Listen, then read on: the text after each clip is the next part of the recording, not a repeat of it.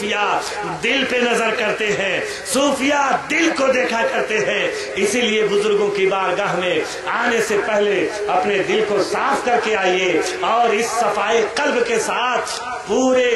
خلوص نیت کے ساتھ ایک مرید سے ایک پیر کا کیا تعلق اور رشتہ ہوتا ہے، اس رشتے کو ہم لفظوں کی تمیز کے ساتھ نہیں بتا سکتے ہیں، بلکہ یہ وہ رشتہ ہے جس رشتے میں اللہ کے رسول صلی اللہ تعالی علیہ وآلہ وسلم نے مولائے کائنات کو نوازا، صدیق اکبر رضی اللہ تعالیٰ عنہ کو نوازا، اور زندگی کے اس انقلابی حیثیت کے ساتھ جس نظریے کو پیش فرما کر کے بیعت کا یہ تسلسل ہمیں عطا فرمایا، یہ زندگی ہمیں سمجھنے کے لیے ایک عبرت کا مقام ہے، ایک عبرت کا سبب ہے کہ اس کے ذریعے سے ہم بزرگوں کی زندگی کو جانتے ہیں اور اس کے ذریعے سے ہم بزرگوں کے مقام کو پہچانتے ہیں۔ بزرگ اپنی زندگی کے اعتبار سے، زندگی میں عمر کے اعتبار سے وہ چھوٹا ہو سکتا ہے، لیکن بزرگی کے معیار کو پانے کے اعتبار سے وہ چھوٹا نہیں ہو سکتا ہے۔ بظاہر اس کی عمر بھلے چھوٹی ہو سکتی ہے، لیکن اگر اس پر کسی پیر کی نظر کرم ہو جاتی ہے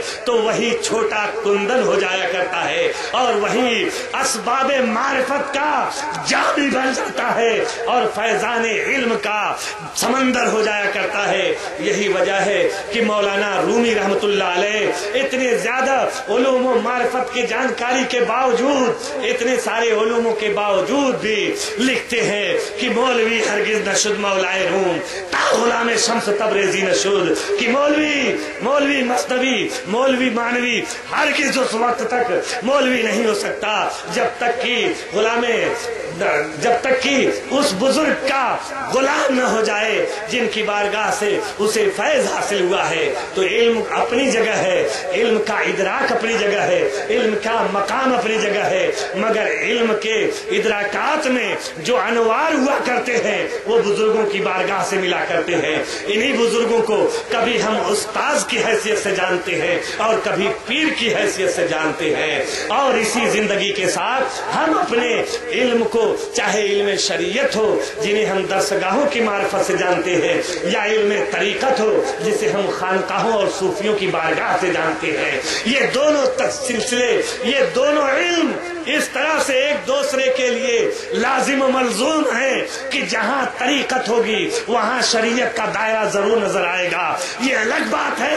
کہ طریقت کے معیار میں انسان پر کچھ ایسے ادراکات طاری ہو جاتے ہیں کہ وہ مرفوع القلم کی زندگی میں آ جاتا ہے، یا اور اس طرح کی زندگی میں آ جاتا ہے جنہیں ہم مجذوب کہتے ہیں، اور مجذوب کی زندگی میں آ جاتا ہے تو ان کی بات ہی نرالی ہے۔ ورنہ طریقت کے اس سلسلے کو شریعت کے اس آئینے میں اگر دیکھا جائے تو شریعت طریقت کے اسی حصے کی وہ پہلی منزل ہے جس کے ذریعے سے ہمارے پیران طریقت سب سے پہلے اپنی خانقاہ کے فرزندوں کو علم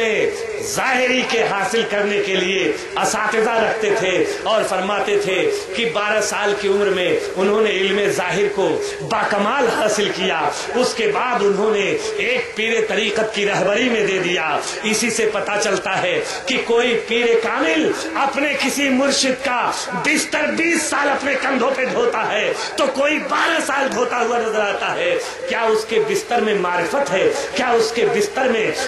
گنج معرفت ہے؟ کیا اس کے بستر میں کمالات کے کچھ ایسے سوتے ہیں؟ نہیں، بلکہ اس کا دل دیکھا جاتا ہے، اس کے دل کا پیمانہ دیکھا جاتا ہے، اس کے دل کی وسعت دیکھی جاتی ہے، جس کا جیسا ظرف ہوتا ہے اس اعتبار سے اسے نواز دیا جاتا ہے۔ اس لیے بزرگان دین ایسی منزلوں سے اسے گزارتے ہیں جسے ہم صوفیہ کی اصطلاح میں مجاہدہ کہتے ہیں، صوفیہ کی اصطلاح میں جنہیں ہم مجاہدہ کہتے ہیں، اور مجاہدات کے بھی الگ الگ طریقے ہیں، مجاہدات سری بھی ہوتے ہیں، مجاہدات جہری بھی ہوتے ہیں۔ سری مجاہدات میں جسے ہم مراقبہ کہتے ہیں، آنکھیں بند ہیں، دل کھلا ہوا ہے، نظریں جھکی ہوئی ہیں، معرفت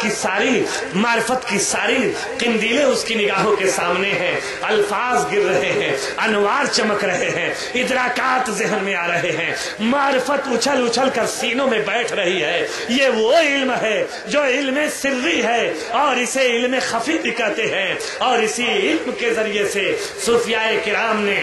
دل کو بھی جیتا ہے اور دل کو بھی جیتا ہے۔ یہی وجہ ہے کہ جس راستے سے وہ گزرے ہیں وہ راستہ مہکتا ہے، جس علاقے سے گزرے ہیں وہ علاقہ مہکتا ہے، جس بستی میں وہ رہتے ہیں وہ بستی مہکتی ہوئی نظر آتی ہے۔ ایسے بزرگوں کی بارگاہوں سے ہمیں فیض حاصل کرنے کا موقع ملتا ہے، اور اسی لیے ہم بزرگوں کی بارگاہ میں حاضری دیتے ہیں۔ پروردگار عالم ہم سب کی حاضری کو